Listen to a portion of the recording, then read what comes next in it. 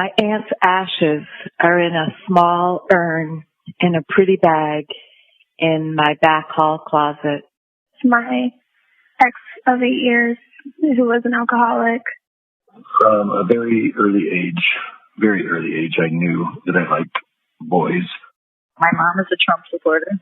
There were these, dried beans or peas. So my friend, just to make a joke, put one of the peas in my ear. I knew something was different, and maybe even wrong. Mostly minor things that have accumulated, resulting in my entire being pretty much of being pushed under the rug into the dark corner. They basically kept a bank account of everything they ever did for me. Anne Marie Williams. She was 18 years old and a freshman in college. One night she went to a military ball, and weeks later she discovered she was pregnant. Was pregnant at a very young age, raised me on her own, and never met my father at all. He never acknowledged me, nothing. He told my sister and I that he didn't wear underwear underneath his overalls. That I may or may not have an autoimmune disease. I began my search for my birth mother. I've swept her death under the rug. Who eventually put his hands on me. I was gay. I never thought it was wrong, but it was pretty clear that other people thought it was wrong. And then I said something to my mom about how, she had put the pea in my ear, and my mom looked in there and was like, no, it's fine. I didn't have enough belief in myself. I told myself maybe it fell out. But I have never seen her since that time. So it's been about 50 years. But now I don't have contact with him, so I feel more free to speak out in the open. To basically sweep Anne Marie under the rug, metaphorically, it was decided that Anne Marie should give up the child for adoption, and she was sent away to the Florence Crittenden Home for Unwed Mothers. I shut it out. It was no big deal. We told my mom, because my dad was at work, she was unable to, I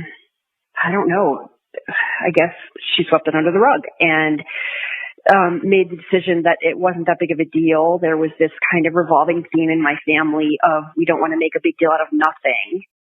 The doctor concluded, well, whatever you had is now gone. Drink some wine, relax, go on with your life. I was able to find her and to have a phone conversation with her. And in her statement, there was no recognition of time, as if we had just talked a week or so ago.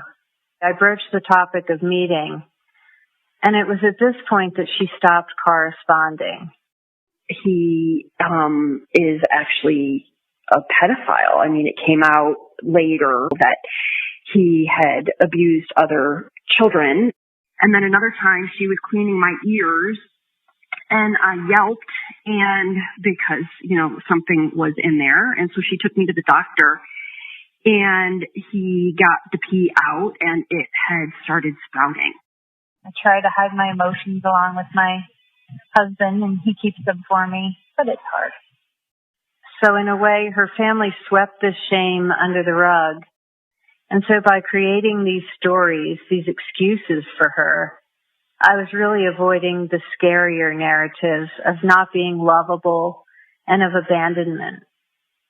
And so by creating these excuses for her, what I recognized I've really done is swept it under the rug myself.